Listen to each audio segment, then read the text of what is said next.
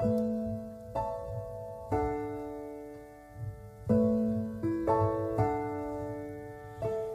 I got you on the back foot? And you know I got you really good. And there's something deep inside of me I got to be. And if you find it hard to follow me, if I lose you in my jet stream, then you only got to raise your eyes and see me fly.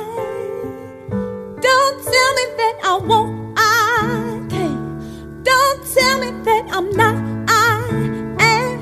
Don't tell me that my master plan ain't coming through. Do you tell me that I won't, 'cause I will. Don't tell me how to feel, 'cause I feel. And yes, I know what's real and what I can do. Something that you won't see every day. A little girl who found her way through a world that's designed to break on love of your dreams. And if there's one thing I would say to you, is that there's nothing that you can't do. And yes, it's all about your attitude. Don't let them get to you. Do you tell me that I won't, I can't. Don't tell me that I'm not, I am. Don't tell me that my master plan ain't coming through. Now do you tell me that I won't, I will. Don't tell me how to think, 'cause I feel. And yes, I know what's real and what I can do. Ooh, yeah. Ooh, hey. Oh, don't you tell me nothing, no.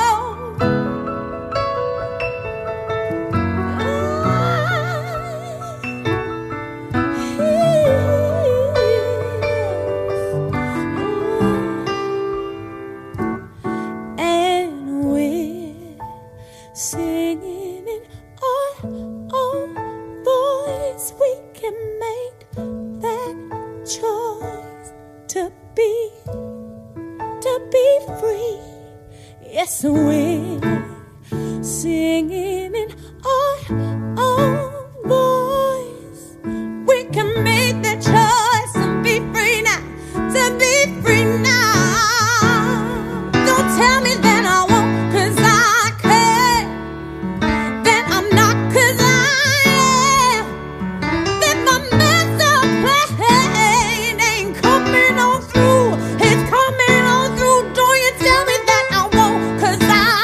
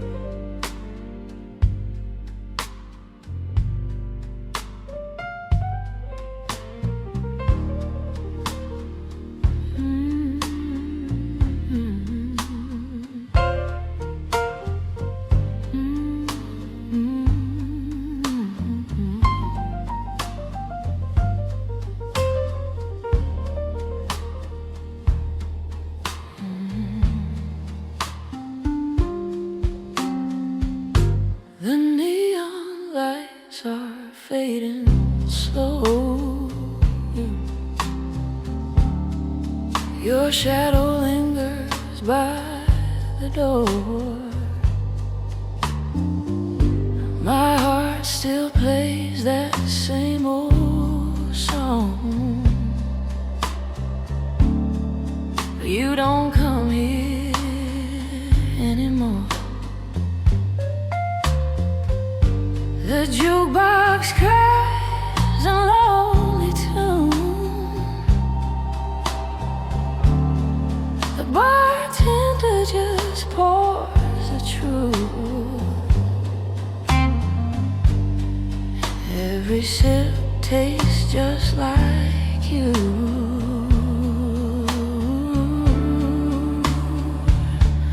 A bitter kind of blues. I got those midnight whiskey blues tonight. Your memory dancing in the dim bar light. Every note the piano plays whispers every word you couldn't say. Oh baby, love don't fade so soon. It burns like smoke beneath the moon. And every lonely melody still brings you back to me. Your perfume lingers in the air like a ghost that won't let go. I close my eyes and you're still there. In every song I know. The saxophone begins to cry.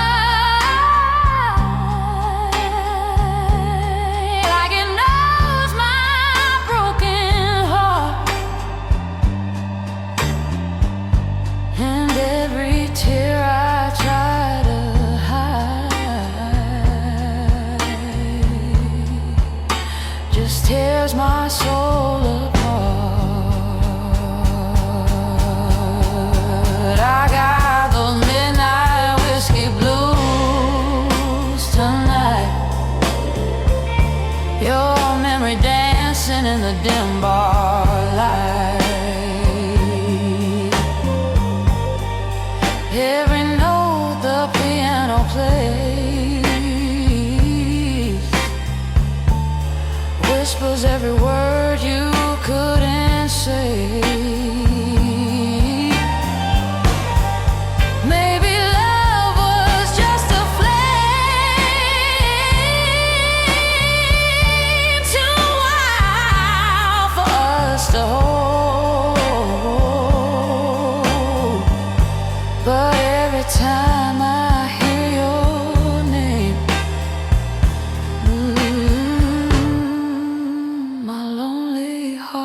turns cold. I got those midnight whiskey blues tonight. Still searching for you in the pale moonlight. If love was just a passing tune, why does it haunt me every June? Oh baby, if you hear this song, know my heart still sings along. In every smoky melody,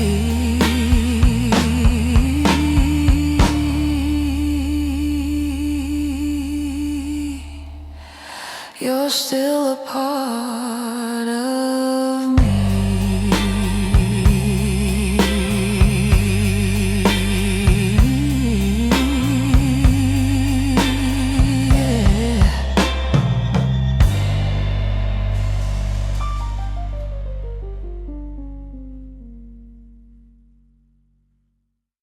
Ain't no use to sit and wonder why, babe,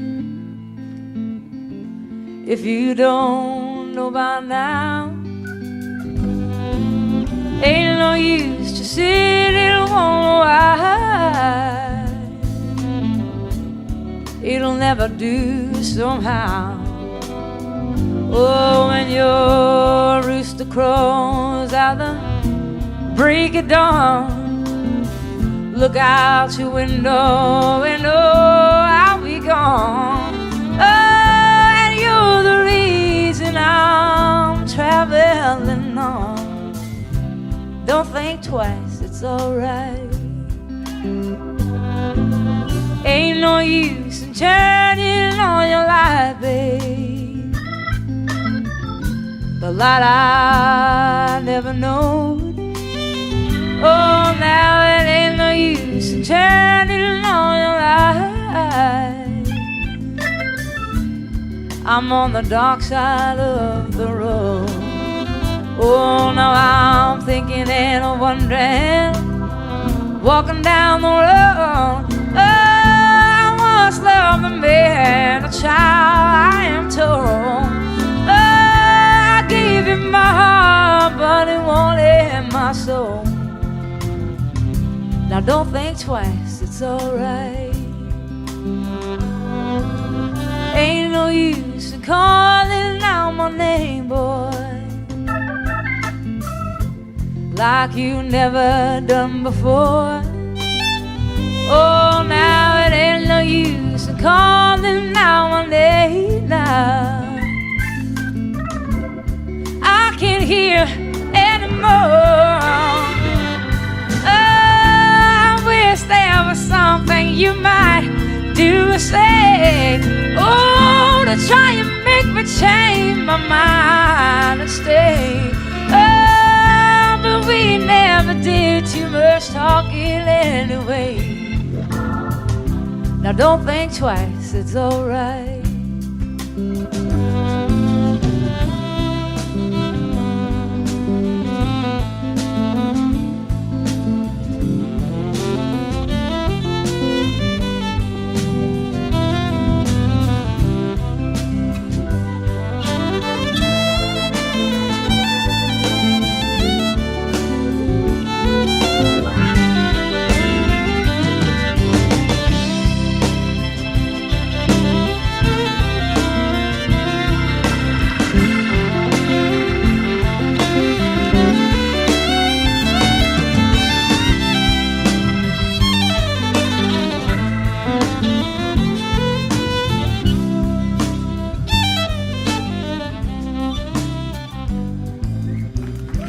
So long, honey, baby, where I'm bound I can't tell. Oh, my goodbye's too good a word now, so I'll just say farewell. And I ain't saying that you treated me unkind. Oh, you could have done better for Lord, I should have known mine. Oh, you just kind of wasted all my precious time. But don't think twice, it's alright. Oh, you just kind of wasted all my precious time. Don't think twice, it's alright.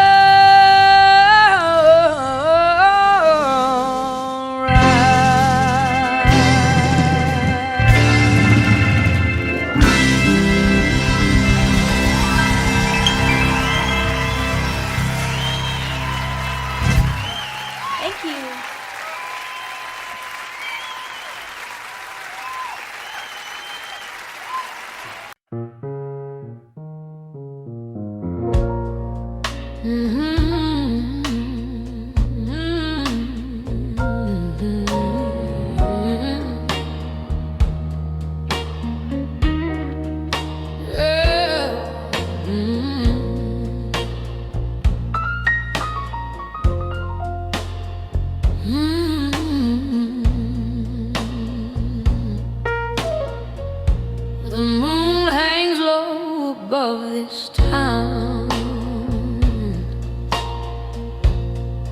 like it knows I'm breaking down.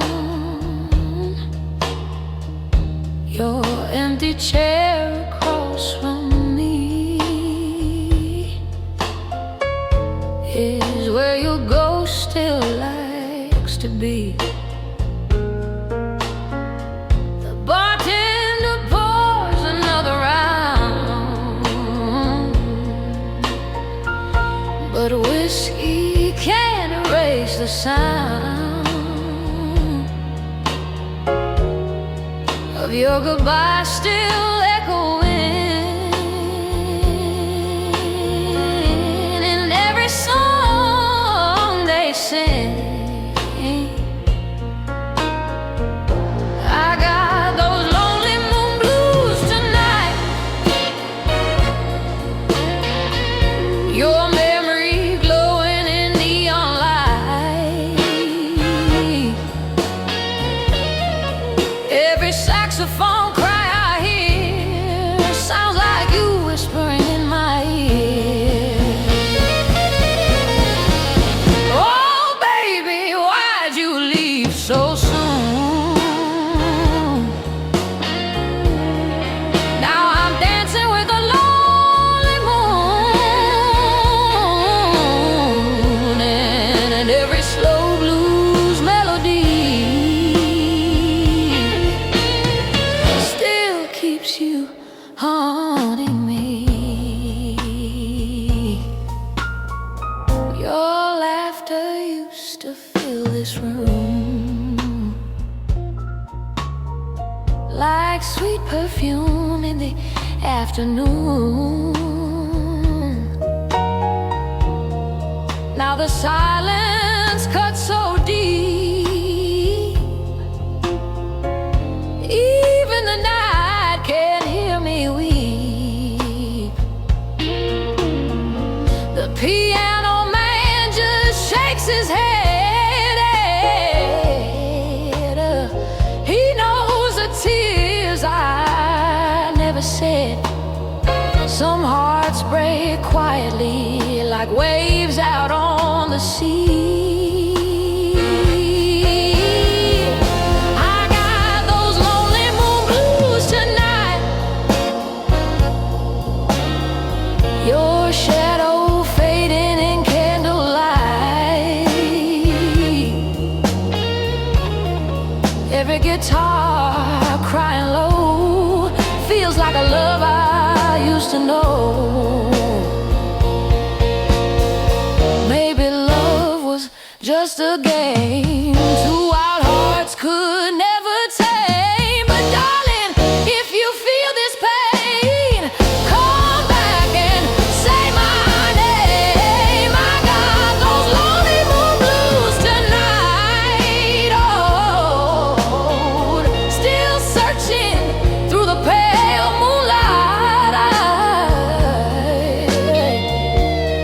And if this song should reach your soul, come back and make this broken heart whole.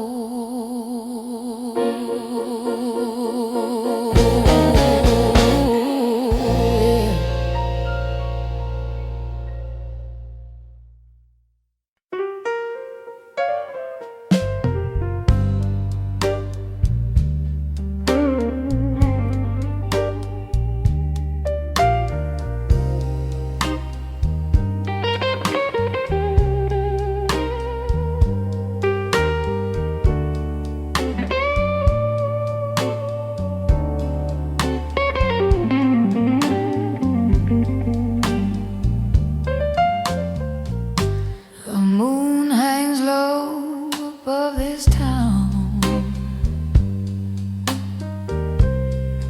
like it knows I'm breaking down. Your empty chair across from me is where your ghost still likes to be. The bartender pours another round, but whiskey can't erase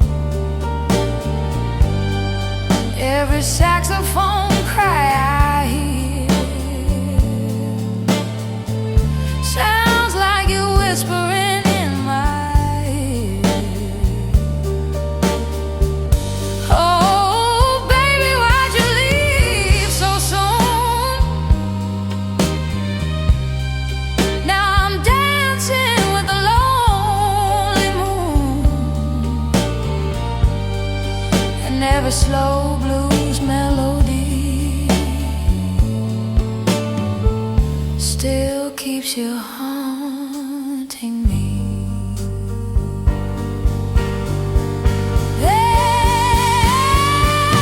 Your laughter used to fill this room like sweet perfume in the afternoon. Now the silence cuts so deep, even the night can't hear me weep. The piano man just shakes his head. He knows the tears I never said. Some hearts break quietly like waves out on the sea. I got those lonely moon blues tonight. Your shadow fading in candlelight. Every guitar crying low feels like a love I used to know.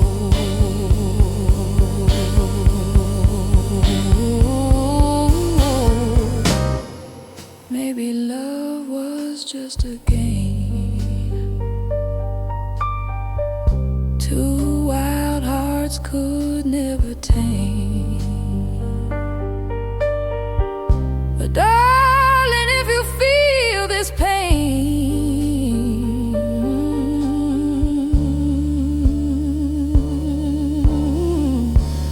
come back and say my name. I got those lonely moon blues tonight, still searching through the pale moonlight. And if this song should reach your soul, come back and make this broken heart whole.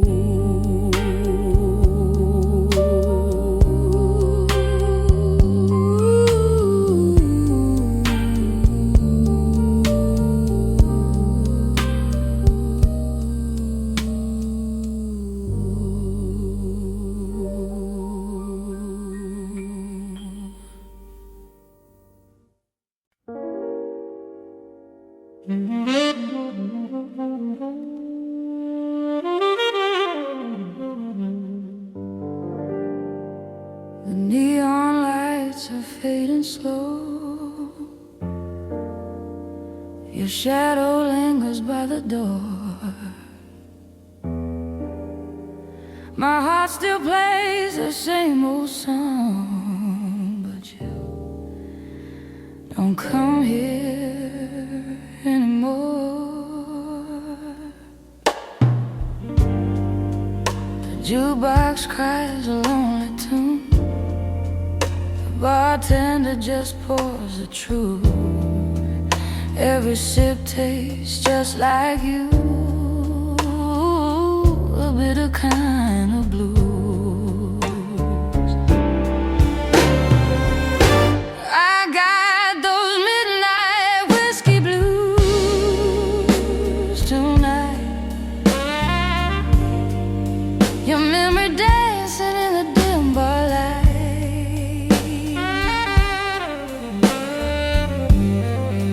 Every note the piano plays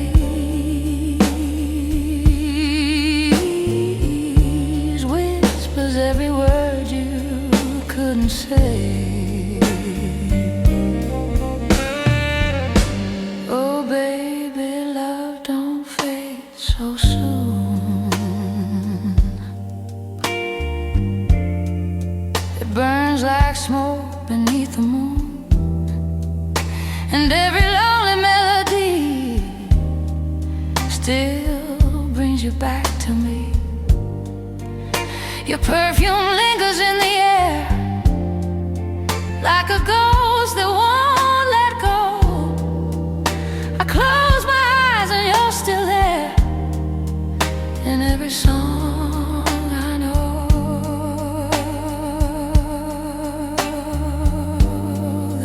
saxophone begins to cry, like it knows my broken heart, and every tear I try to hide just tears my soul apart.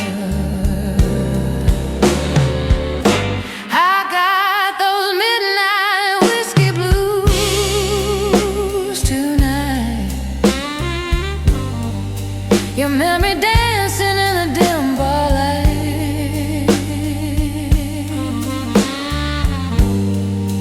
Every note the piano plays whispers every word you couldn't say.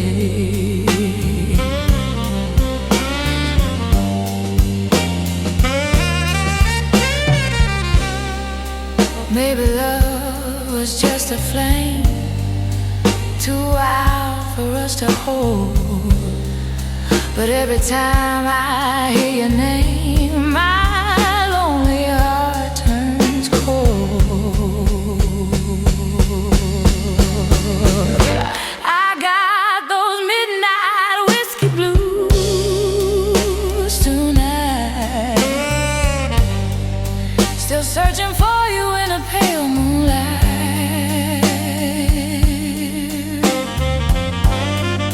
If love was just a passing tune, why does it haunt me every June?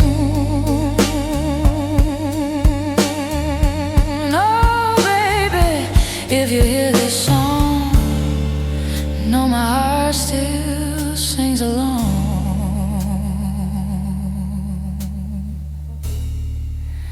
In every smoky melody, you're still a part of me.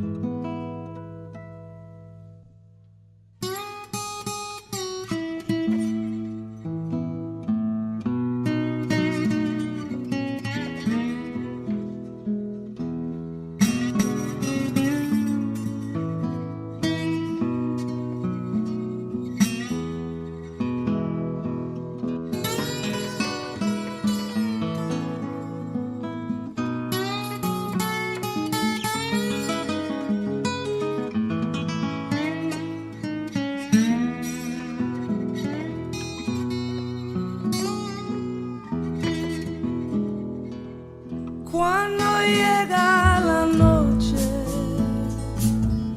yo recuerdo tu cara, y en las olas del mar siento tu voz, y en la luz de esta luna es tu piel que me roza. Y esta brisa azul trae tu corazón más cerca de mí.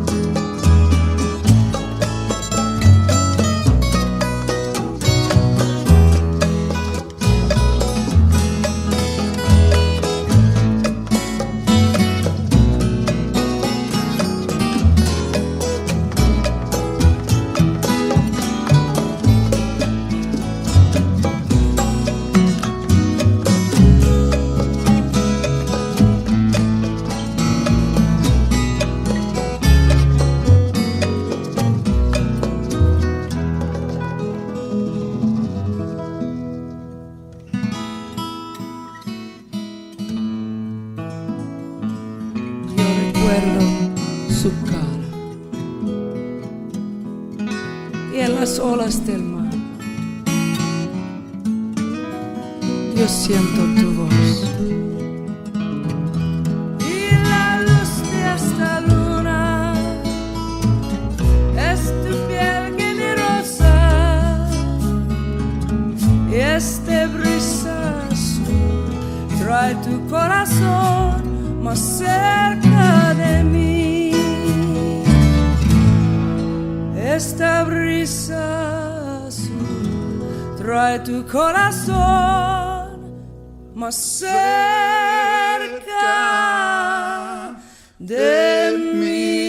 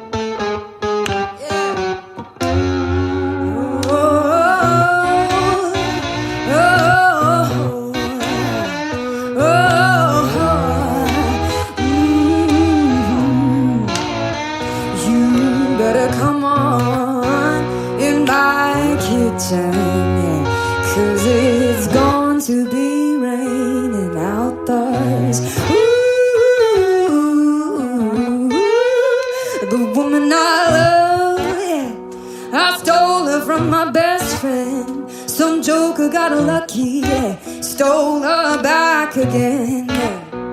You better come on in my kitchen, hey, 'cause it's going to be raining outdoors. Ooh, the woman I love, yeah, I stole her from my best friend. That joker got lucky, yeah, and stole her back again.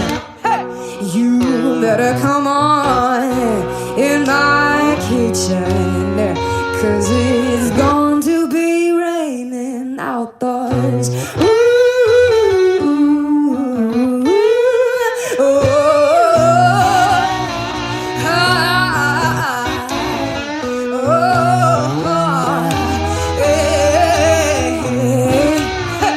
you better come on in my kitchen, 'cause it's going to be raining outdoors. Ooh.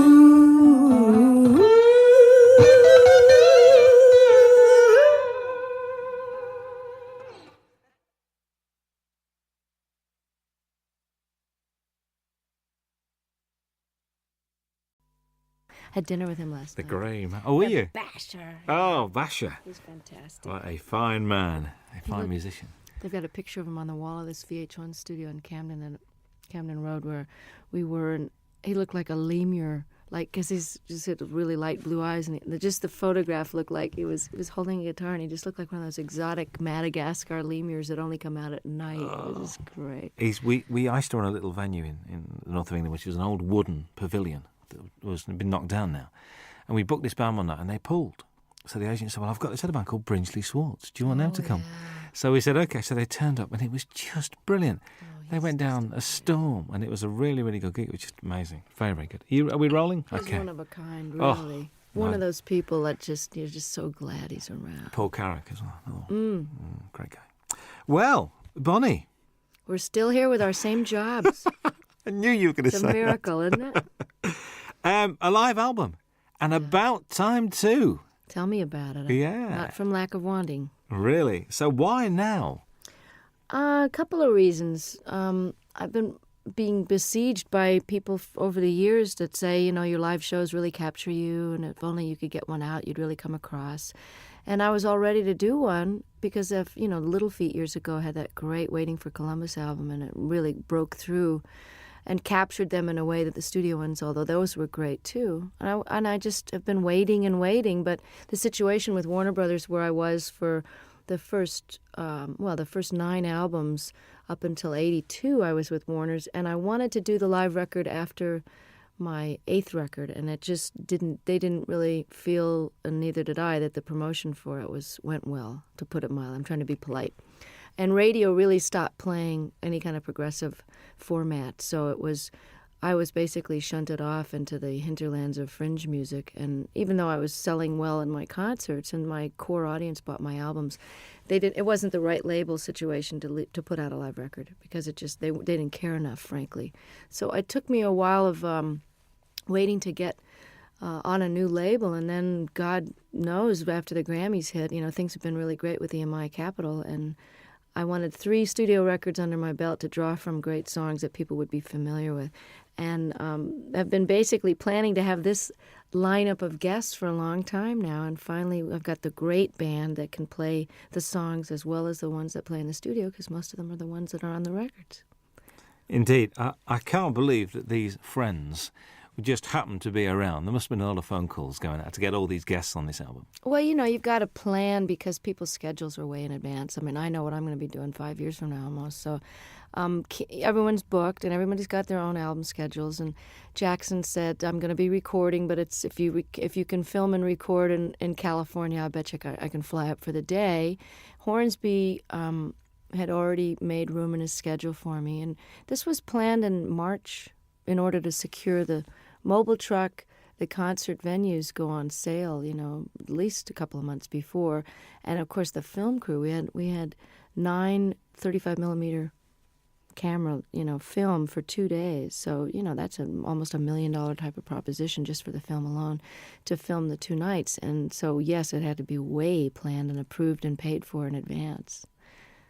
But I must admit, the sound of the album is one of the best live recordings I've ever heard. Oh, fantastic. And I'll tell our engineer that because he worked his you-know-what off trying to make it.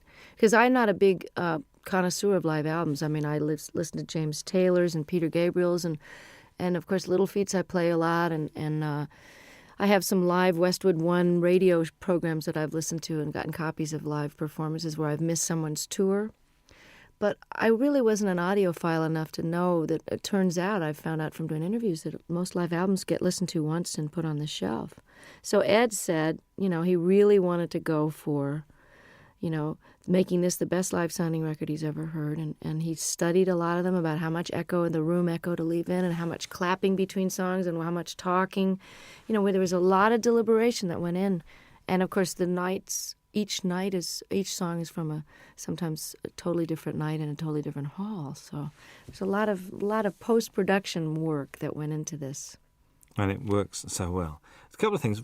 Vince Gill has described you as the wildest lady he knows. All right, Vince. What do you think about that? I think he's the guy all of us would love to get wild with, actually. He's the nicest star. Well, actually, Brian and Bruce and Jackson, my special guests, are pretty nice, too, in the unneurotic field. You know what I'm saying? That people that are just folks when you meet them. I don't know if that was your impression, but I know that Vince and I, over the years, when he was in Pure Prairie League and I was still on Warner's, we ran into each other and we actually did a duet together when he was first a solo act. We did a song called Let's Do Something Even If It's Wrong. And he and I were both kind of wild. I don't mean that in a biblical sense. I just mean, wild rockers. We didn't get into this line of work because we like to go to bed at 9 o'clock. Well, you don't start till late anyway, do you? It's not late. You know what? I get up early when I'm off the road. I like the daytime hours because if you're not up partying at night, there's really no reason to be up past midnight unless you just get into one of those great moments when you can write and you're reflective and everybody else is asleep. But I've started to really like the early morning dawn hours.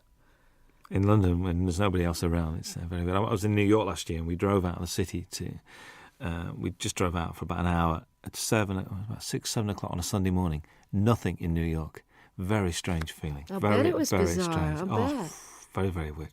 Do you think marriage has given you a different outlook on life? Have you calmed down or not? Or do Michael and you have a sort of a thing, I don't think marriage has much to do with the calming down. I think just getting older, from your 20s to your 30s, there's a certain calming down. And I don't know about your life, but most of the rockers I know, and by rockers I mean not such as a musical categorization as in party as much as you want and can get away with kind of a thing. Like I would never jeopardize my job or walk around stumbling. And, I never was one of those kind of visibly out of it kind of a person where people would comment on it. It was more like a private thing after the show. But lifestyle changes in your 30s are necessary if you want to keep your wits, your memory, your looks, and your health, not to mention the most important, which is your music.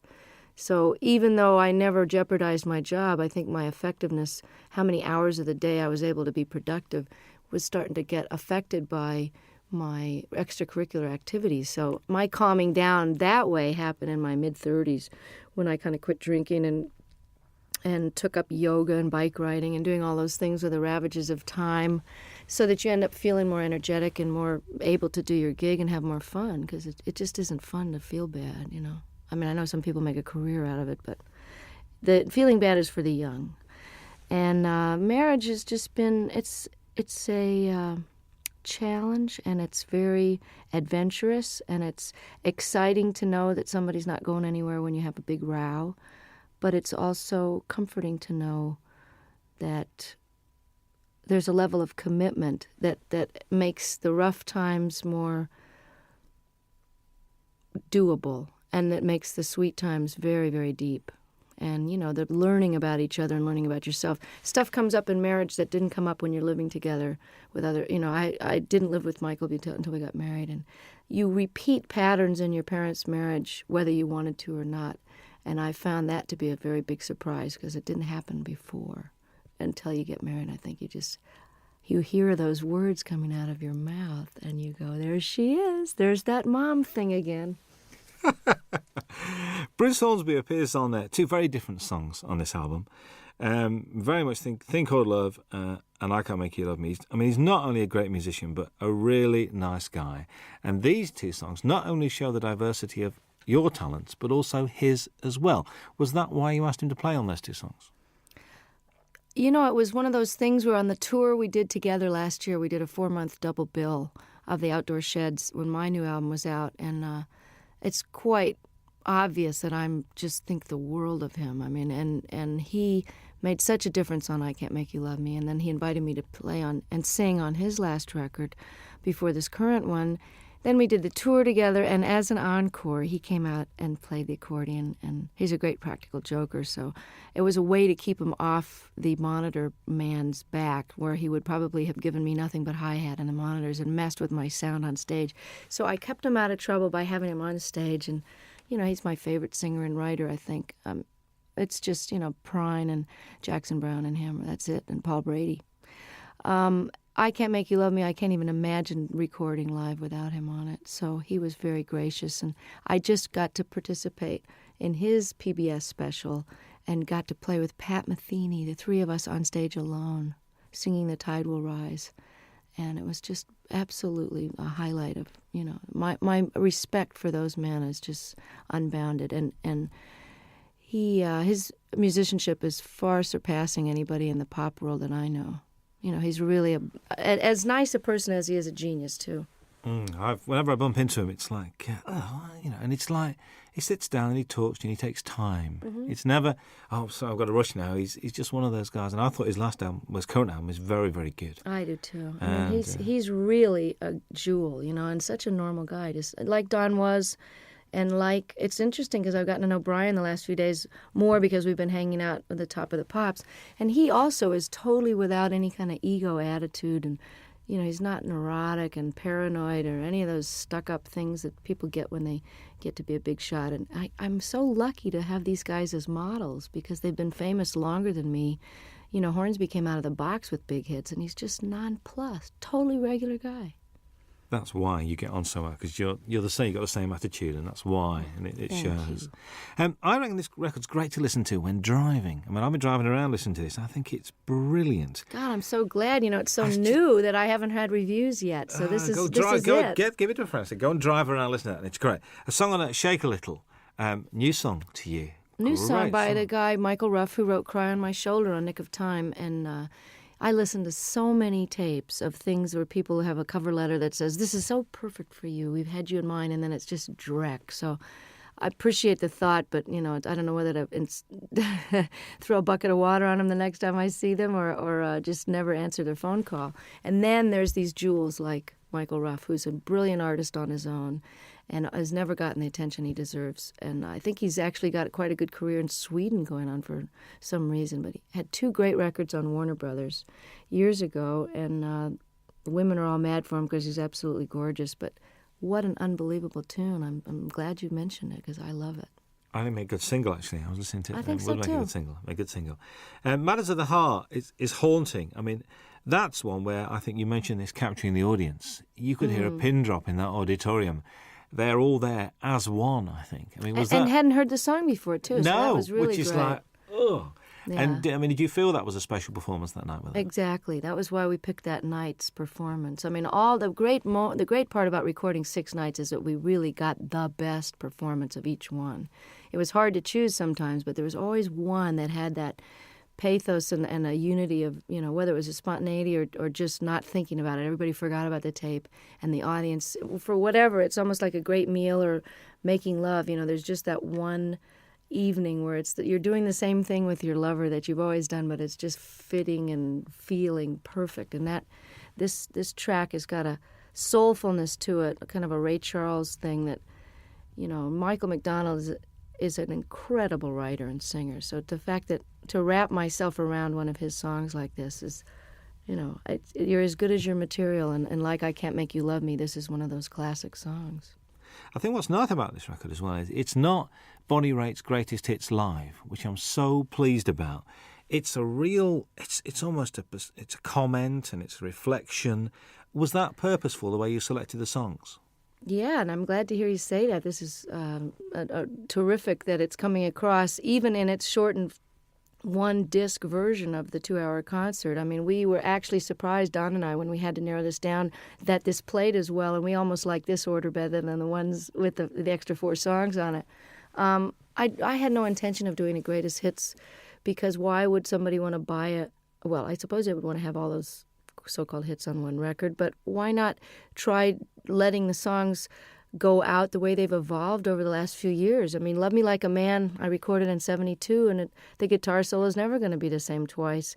And certainly Have a Heart and Love Letter and different songs from Nick of Time, all of these songs have taken on their own character depending on the tour that we play them. Each tour, everything gets a little shifted by the band members, because just to keep it interesting, but also they just grow.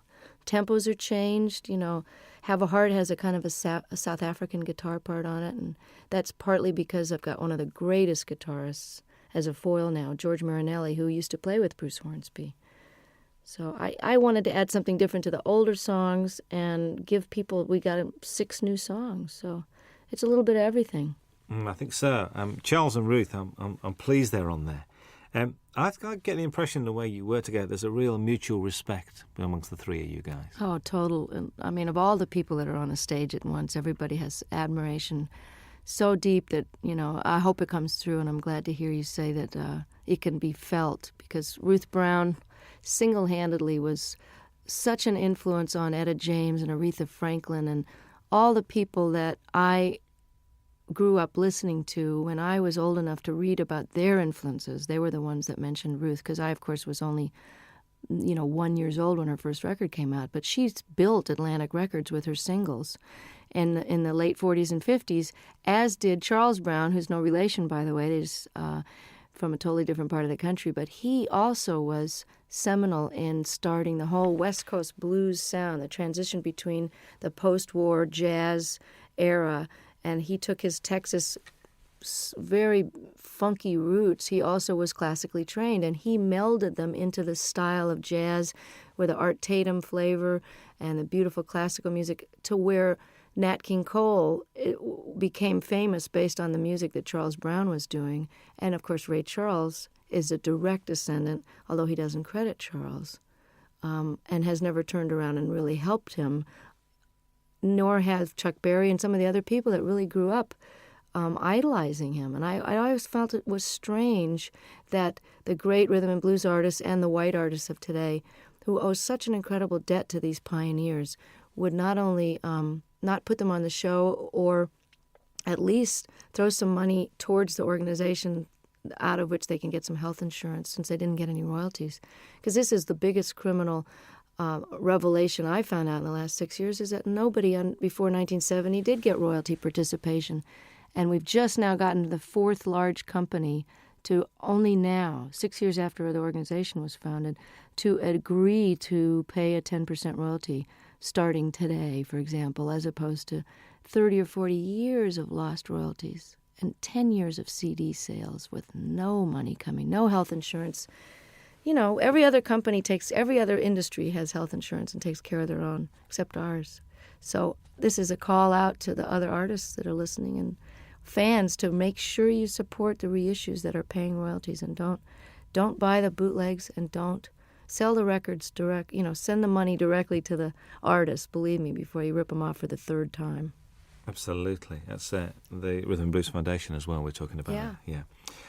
Good to see blues on this. A fine tribute to Mississippi Fred McDowell. And I remember one night in the middle of winter going to Lancaster University, which is like in the middle of nowhere, because a friend of mine rang me up and said, "We've got to go and see this guy playing." I said, "What's it?" He said, "Mississippi Fred McDowell." I said, "Okay, we'll go." Went along, there was 8 people there.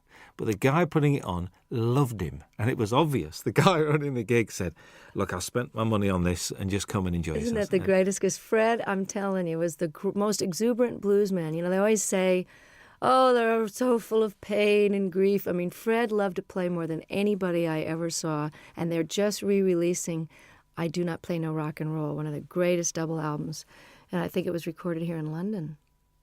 I'm not sure if that was the one, or maybe there was just that in concert where he's wearing this Mexican poncho over a bright yellow sharkskin suit with a bolo, string tie, just unbelievable getup, and loved the girls used to just flock around him, these little white American and English girls just bat their eyes at him, and he loved it so much. Just like John Lee Hooker is just rolling around enjoying his success now, Fred was like that, and one of the greatest Delta bluesmen that ever lived. I mean, you say on there, you think these songs get better with age. Do you think your work gets better with age?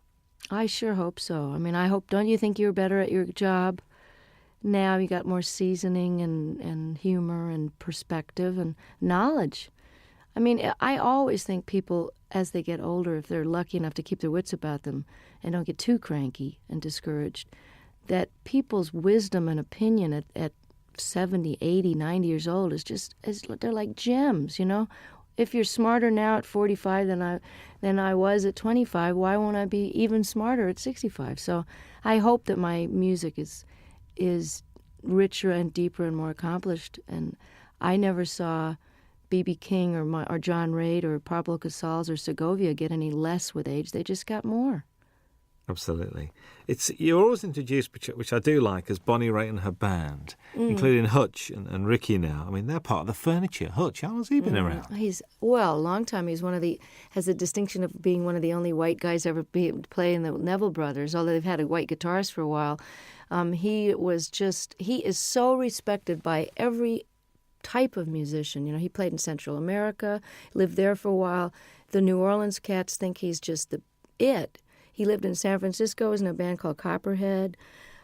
He knows Celtic music inside and out and can play jazz, Algerian music. I mean, there's nothing the guy can't play.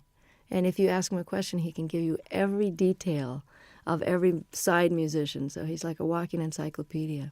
These are sort of nice guys to have around, I think, to contribute to what you're doing. Oh, I'm so lucky to. And this is the best benefit of success, is that while Hutch has been with me for over 10 years, at whatever salary level I was at, he was with me during the rough years in the 80s too, rough meaning couldn't pay very much.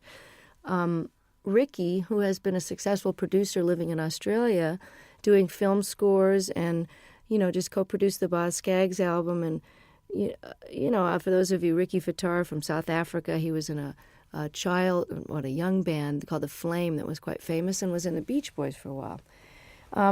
I'm able to afford musicians of the level that I've got now, and that is probably that and raising really great amounts of attention and money for political causes that really need the bucks.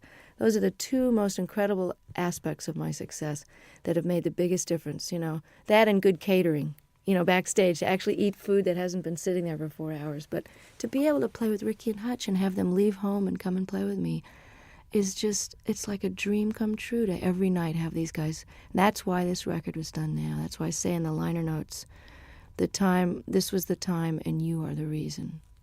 Absolutely.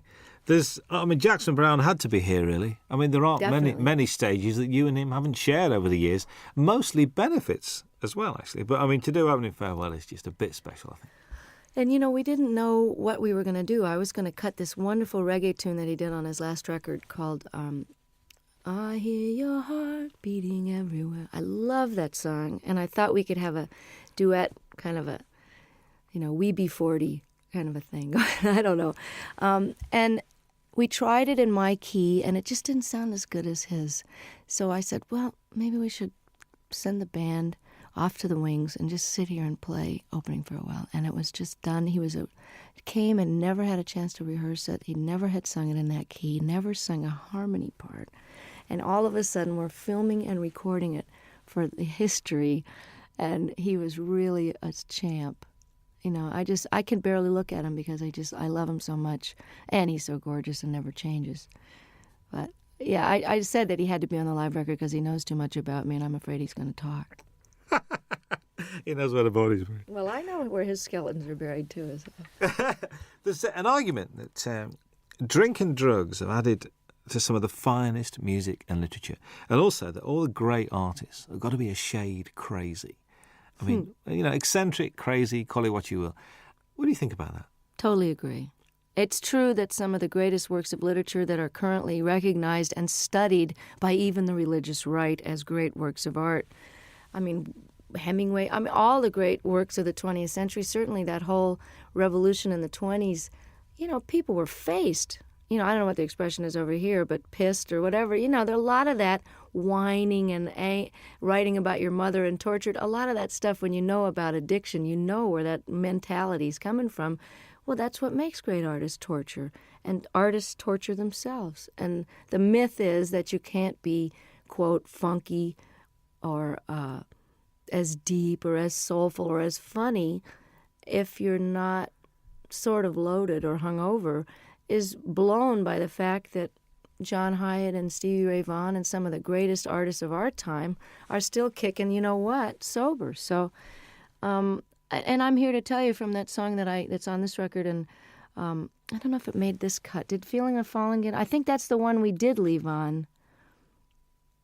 I'm not. Yeah, because I want to let people know that just because you're straight doesn't mean you're not totally miserable and twisted sometimes, and it's out of that angst and misery and longing, which is just part of being alive, which you feel more acutely when you're not anesthetized, that some of the most powerful stuff has come out of my guitar, because it's excruciating to be awake.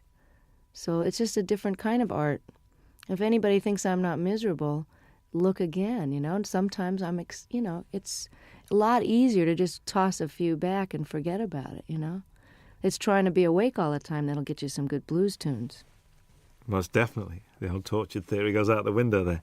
And there's this song with Bryan Adams. I mean, what's the story behind this? Did you call him or did he call you? Or if someone was to say to me, okay, you got a new album coming up and, you've been on the road with Longing in Their Hearts and you have this ballad here and you found this Michael Ruff song. But you know what I'm really missing as a rocker? I just wish somebody that I really love would call me up.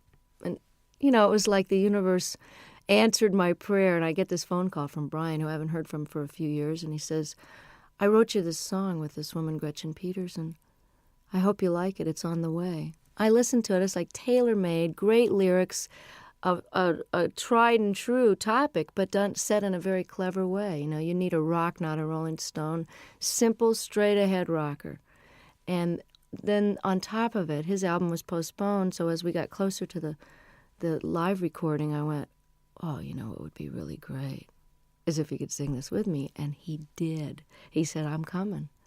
I just can't believe it. It's like for all the blues people that I helped and all the obscure songwriters I've done songs and talked about over the years, to have somebody like him who is really huge over here in Europe where I can't get arrested really. And, for him, he'll be doing for me what I'm doing for Ruth and Charles. So without any compromise and just pure admiration and love, and just love the guy's work so much, and I love him. And here I am getting to have this handed to me, like Eric and Elton saying, hey, you want to be more known in Europe? We love you. Come on to the Wembley show. That's the payback, is that it all goes around in a big circle, and then I get more well-known, and I can bring Charles Brown over to Europe. So that's the way it works, Oh, that'd be very pleasant, actually. Very nice indeed. There's 3 songs that run together. There's Longing in Their Hearts, Love Sneaking Up on You, and Talking Heads, a storming version of that. All right. Were they the same night? Because they just run together. I think they are the same night, actually. But they were pretty slamming all. Sometimes we do Come to Me in the Middle, which we didn't have room for on the record. But again, you can get it on import, probably. I always thought of doing Burning Down the House since I first got the idea. I've always wanted to cut the song, but I had no idea whether we would do it on this record or whatever. I didn't know if it would make the record. It was just one of those sound check into the last encore of the night. And, by the time you're at the encore point, your fans are so nuts. You can basically play Rachmaninoff's symphonies and get away with it with a reggae beat. But I love Talking Heads. I love this song. Always heard it with slide guitar. And it's very similar in the clavinet part to Love Sneaking Up on You. So I had them as a segue, like half of Burning Down the House into Love Sneaking Up on You. And about 3 gigs into the tour, all the reviews were mentioning, and the audience was jumping up and standing, they were mentioning Burning Down the House. So Don suggested, he said, hey, why don't you just finish the song and flip the order and stick it on there and we'll put it on the record. And I said, no, nobody's going to go for that. And hey, I like it. Listen, it works really, really well. Kim Wilson guests on the album as well. When the Fabulous Thunderbirds are one of the best-kept secrets in Europe, like yourself. Well, that's why I plan to change it. I mean, I'm really glad that by doing a record with Delbert on Luck of the Draw, that 5 million people have that album and now know who Delbert McClinton are, as if anybody's been asleep in a closet and doesn't know.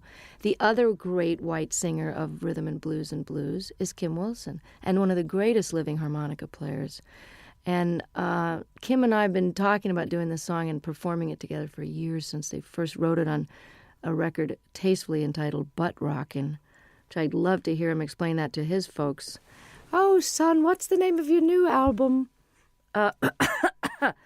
Well, Mom, we decided to call it, So if I can get Kim more exposure in parts in the, for the moment that I'm in the sun here, and just let people know how brilliant this guy is, I'll be able to die happy, because he is just incredible.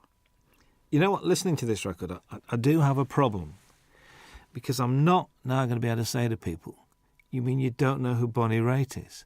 This is causing me a bit of disturbance here, because it looks like the single's going to work, and if the album works, you've knackered a lot of the things that you know who Bonnie Raitt is, and they go, who's that lady who sang that song? See, I'm enjoying coming over here and still being a cult artist, and that, now I'm getting all letters from the people in the States going, you were mine for 20 years, and now I really resent the fact that everybody knows who you are, and they're playing you in the supermarkets. But I wrote the guy back, I said, hey, 20 years in small theaters, can't you cut me some slack? I get to have Ricky Fataar in the band and Hutch. Let me have a moment in the sun here, and while these rhythm and blues artists are still around, and while Kim deserves to be heard, let me show the rest of America about these guys.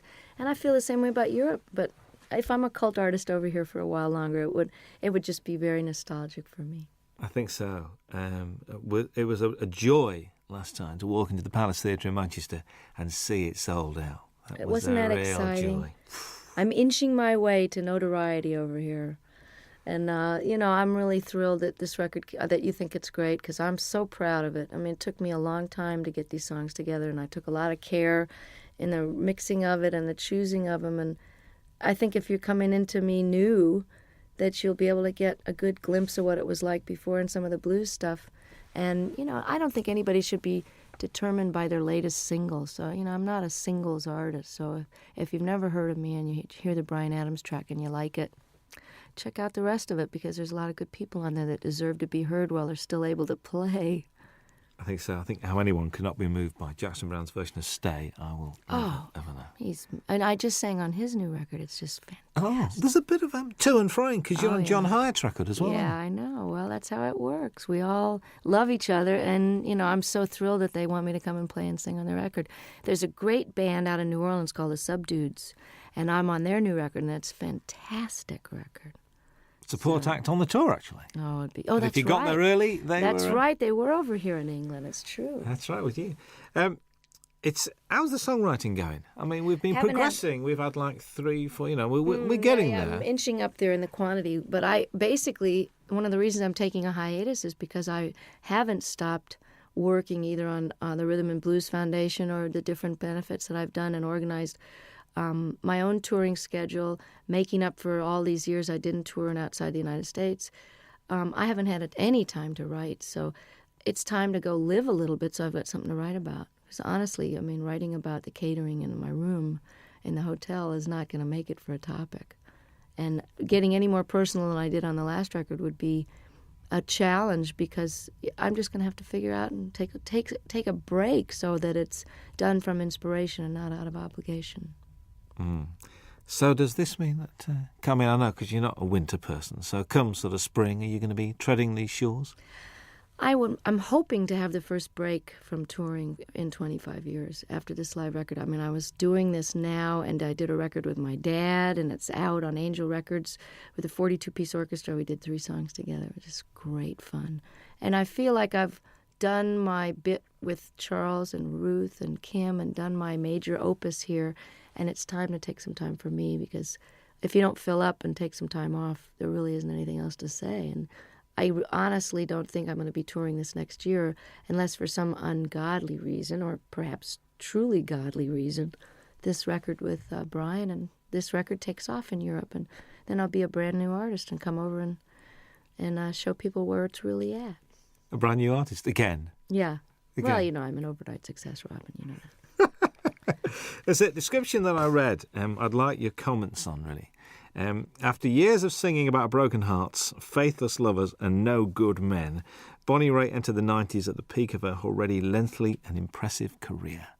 Has the 90s been good to you, do you think? Oh, yeah, definitely. I mean, I don't think you could argue with the kind of Cinderella story that happened to me when I well, just a lot of changes were made personally before the Grammys happened. But I think in your 40s, while, like as I was mentioning before, it's a little harder to be older and awake. It's also easier and more fun to be wiser. You know, does that make sense? It's easier because I know how to do things better, and I know how to handle stuff. I can handle my success. I can handle disappointments. I don't mind getting angry. I know that it's not going to last for 5 days. I'm just getting angry. So the process of growing up is happening now as it is for a lot of rockers, because it's just sort of a postponed adolescence sometimes until your 30s and 40s, and then that's when people settle down. So I've had a really great last 5 years, and I'm looking forward to another 25 and another couple of live records in the middle of those. Absolutely. Bonnie Raitt, thank you very much indeed. Nice to be back. Hi, this is Bonnie Raitt. Very happy to be with Robin Ross on your radio. I want to go to Scotland. If we send him a tape, right, he'll do a 2-hour special. Wow. He's like a big supporter, isn't he? These guys are just, you know. Thank you, Dave. Thank you for the homeland, for the young girl who's found her way back to your shores any minute now. I'm threatening to show up for Hogmanay again. Again? Oh, Well, tell people God. this time, will you? See, I'm the only one that remembered what happened those 3 days. The entire country was out of their minds. But the studio was. I'm coming back with a video camera because nobody in America believed it. You know, well, they had some sort of sponsorship. They had little bottles of booze on the table, and there was like 65-year-old people just totally clapping and yahooing it up, which is a little glimpse of what, like, a Crosby, Stills and Nash audience is going to be like in 20 years. You know, will be a bunch of old geezers singing, you know, just a song before you go. But they'll still be all applauding. And Sheena will be singing Morning Train, and me and Brady will be out there on walkers singing Thing Called Love. Yeah, I found another Brady Buncher. Curtis Stigers is a Brady Buncher. Yes, he is. Curtis Stigers is a Brady Buncher. I found somebody else as well. You know, guess who cut Paradise is Here? Cher. Heard it from Brady's lips today. I'm not kidding. That'd be great. Let's find it right now. Really? So that must be this new album, because she's done the Mark Cohn Walking in Memphis. That's a single, so it'll be on the same album. Well, it's good. I'm glad that she's going to get them some wider attention, you know? Brady's record was great, wasn't it? Mr. Cummings won't know what's hitting. He won't know what to do. I know. He's great. I ring him up. I really wanted to do that song too, but Tina had already done it. I think that Cher track's coming out for Christmas as a Christmas single. Paradise is Here? Well, that's good. I'm glad. I mean, I don't know who produced her, but I hope it's great. My engineer's producing Anne Murray's new record, which should be great. All right. Yeah, she's terrific. When I call you up. Remember when she did that? She wouldn't do an acoustic, would she? She should have done. She wouldn't do an acoustic for us. She's doing one now. Hello. I'll come in here and do one. Yeah. We had John Hyatt. John Hyatt did 2 songs. Did he? Yeah, John did 2 songs. Finn did 2 songs, did they not? Which is Neil and Tim Well, Finn. they just told me to come and talk. They did Weather With You, and they did Nobody asked me. We'll ask you. Anywhere, anytime. You know, Hey, we you like. know. You could play the national anthem and we'd listen to. You know that. So, I'd play your national anthem. It'd be interesting. Yeah. It'd be good. We Be could. good. So you're going to Scotland on this break? You're going to try. I want to. I was threatening to go to Ireland or Scotland over the weekend, but I'd like to come back when the days are longer, because it's too hard to come over here and have it get dark at 4. Yeah. Not if you're unless you. Especially over that. You know what I mean? If your nighttime hours can be more Coast. productive, but I want to be able to see stuff. You know. Yeah. You were going to go around Ireland. Last time I spoke to you, you were going to I visit did Ireland. it once a long time ago, and I want to do it again. I may do it over the weekend. Just get down the country and see part of it. I did get a whole week in did you? there. I did get a week in Scotland, a week in Ireland back in 91, right after the Grammys. Randy Newman's on Jules Holland on Tuesday night. You should get him in here. I'd love to. With Warner's, you see, Warner's a bit strange. So my best man when I got married is head of promotion at Warner's, and he won't let me do any interviews. He said, I leave it to the regional people. I said, but we're getting like 50 Randy's stations. Great. I know. I mean, Faust is a great record. Lovely man. When's Bonnie Raitt Call on Peter later? Asher and tell him I told him that he should do it. Excuse Tell me? him who you talked to. Tell him all the people you talked to and how many stations We're going to get. start to, Just call him we got you directly. on, did we get 50 last time? Peter and Gordon. Tell him you're a Peter Gordon fan and call Peter Asher. Remember Peter and Gordon? I actually That's went Peter to see Asher. Peter. He's I said, I Randy's- know. he's But he used Randy's to manage manager. 10,000 Maniacs as well, didn't he? Yeah. He manages Little Feat. And now he's head of Sony, I think. That's right, I forgot. He got a new job. My former manager is head of Atlantic, then head of Warner's, now he's head of Mercury. Moving Hello. around. We're gonna fire you. Here's $30 million. Get out of here. Oh God. Now you can pay the musician. Here's another label. Oh, Could you sign that for me, please? Are you kidding? Thank you. I've got great. I've got a shiny one because you haven't got shiny pens, have you? Can I have that on tape, please? And you haven't got any Robin tape. Ross has a shiny one. You haven't Thank you. Would you sign it for me?